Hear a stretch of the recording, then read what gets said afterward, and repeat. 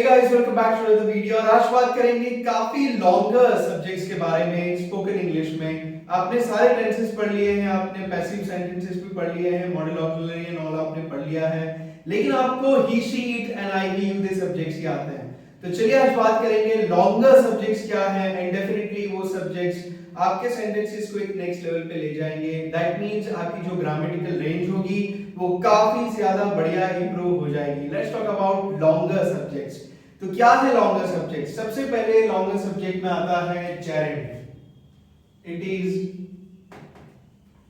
Gerund. Gerund का मतलब है जो वर्ब की फॉर्म होती है V1 ing, उसी को कहा जाता है जेरेंड। वो एक नाउन के जैसे कंसीडर होता है, लेकिन जो जेरेंड होता है वो क्या होता है? V1 ing प्लस ऑब्जेक्ट, मतलब इस पूरी चीज को जेरेंड कहा जाता है। ये पूरा एक सब्जेक्ट होता है।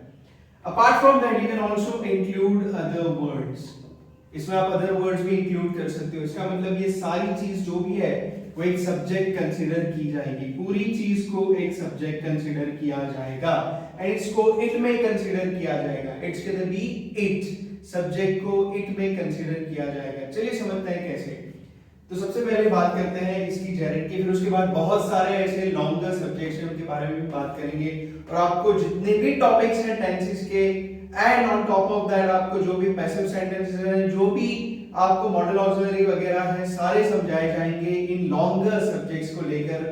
तो डेफिनेटली इस चैनल को सब्सक्राइब करें मोर वीडियोस के लिए, आपको बहुत ही बढ़िया तरीके से यहाँ पे समझाया जाएगा। तो चलिए बात करते हैं इसको सिंपल प्रेजेंट टेंस में कैसे यूज कर सकते हैं। तो सबसे पहले यहाँ पे मैं लिखूंगा सिंटेक्स, फिर उसके बाद आपको समझ में आएगा कि हाँ भाई ये इस तरीके से यूज होता है।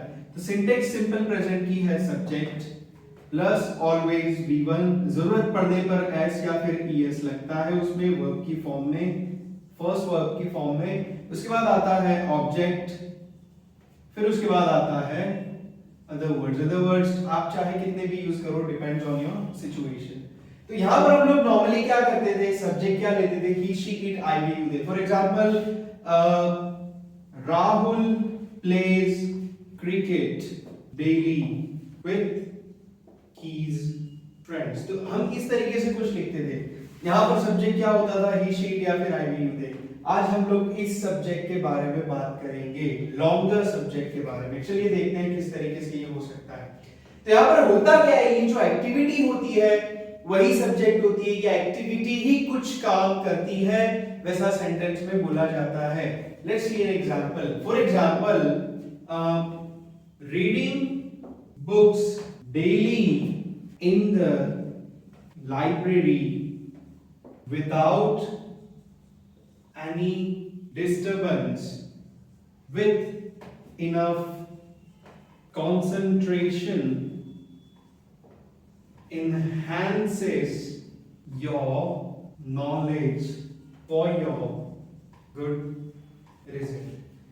तो ये पूरा एक काफी लॉन्गर सेंटेंस यहाँ पे हो चुका है। चलिए समझते हैं इसको ठीक से। यहाँ पे सब्जेक्ट क्या है वो समझना है।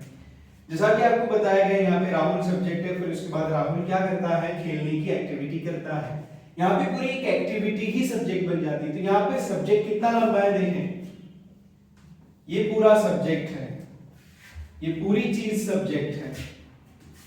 Without any disturbance with enough concentration, यहां तक जो भी चीज पूरी लिखी गई है वो सब्जेक्ट है। इसका मतलब ये है कि ये जो सिंटेक्स आपको बताई गई V1 ing plus object plus other word, ये सारी चीजें इसमें इंक्लूडेड है। यहाँ पे जो अदर वर्ड है वो बहुत ज्यादा मैंने लिखे हुए हैं ताकि आपको समझ में आए कि कितना लंबा सब्जेक्ट हो सकता है। It's nothing but just simple present tense but with normal, not normal but with very longer subject. तो यहाँ पर क्या हुआ? ये जो है वो V1 ing है, रीडिंग, ये है ऑब्जेक्ट बुक्स, यहां से अदर वर्ड्स स्टार्ट होते हैं। बहुत सारे अदर वर्ड्स हैं, आपको जैसे मालूम ही है कि जितने प्रीपोजिशंस एंड कंजंक्शंस लिखकर आप सब्जेक्ट के साथ में ही एक्स्ट्रा इंफॉर्मेशन दोगे, वो सारी चीजें अदर वर्ड में कंसीडर की जाएंगी जब तक कि आप एक वर्ब को ना लिख लो जो मेन वर्ब है उस पर्टिकुलर टेंस में।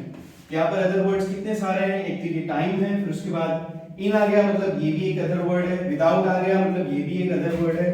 यहां तक विद आ गया, मतलब यहां पर भी एक अदर वर्ड है। तो ये जो एक्टिविटी है रीडिंग की, reading books daily in the library without any disturbance with enough concentration, ये जो चीज आप करते हो इन सारी चीजों को लेकर रीडिंग की एक्टिविटी करते हो वो आपको क्या करता है, enhances। यहां पर आपका वर्ब आया है, ये आपका वर्ब है, ये पूरी चीज आपका सब्जेक्ट है, मतलब ये एक्टिविटी अगर इन बातों को ध्यान में रख के करोगे तो वो एक्टिविटी इनहैंस करेगी आपके नॉलेज को। ये आ गया आपका ऑब्जेक्ट, ये आ गया आपका ऑब्जेक्ट। एंड अगेन थोड़े से अदर वर्ड्स यहां पर आपको दिखाने के लिए लगाए गए हैं, फॉर योर गुड रिजल्ट। तो यहां पे अदर वर्ड्स यहां पे भी आप रख सकते हो if it is necessary.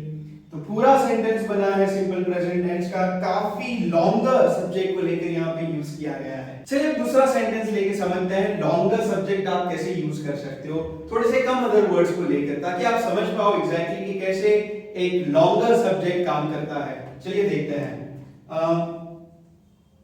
Playing cricket with friends gives enjoyment.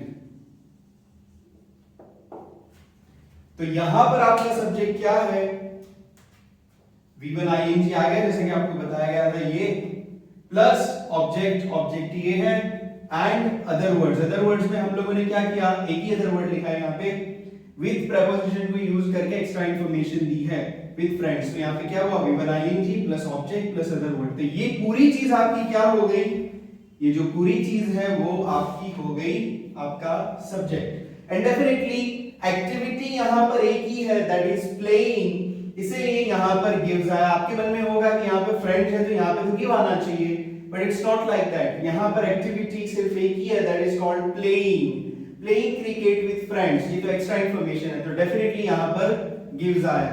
Playing cricket with friends gives enjoyment, ये आपका ये वाला ऑब्जेक्ट है, एंड ये आपका मेन वर्ब हो गया। I hope you understood how to write longer subjects in your tenses. इसके अलावा आपको सिंपल पास्ट टेंस जितने भी 12 टेंसेस हैं वो सारे टेंसेस में ये सारे लॉन्गर सब्जेक्ट समझाए जाएंगे। ऑन टॉप ऑफ दैट आपको पैसिव वॉइस में इसको कैसे यूज करना है, मॉडल ऑक्सिलरी में कैसे यूज करना है, और बहुत सारे अदर टॉपिक्स में इन लॉन्गर सब्जेक्ट्स को कैसे यूज करना है आपको समझाया जाएगा काफी अमेजिंगली, जो डेफिनेटली आपकी इंग्लिश को नेक्स्ट लेवल पे ले जाने वाला है। तो सब्सक्राइब करें इस चैनल को अभी के अभी ऐसे और भी वीडियोस देखने के लिए और अपनी इंग्लिश को नेक्स्ट लेवल पे ले जाने के लिए। And definitely hit the like button if you like this video. Thank you so much for watching, I hope you enjoyed this video. अगर आपको कोई क्वेश्चन है तो मुझे कमेंट सेक्शन में जरूर बताएं इसके रिलेटेड, या फिर कोई और भी क्वेश्चन आप बता सकते हैं, पूछ सकते हैं। Thank you so much for watching again, I will talk to you guys in the next one. Good bye, take care.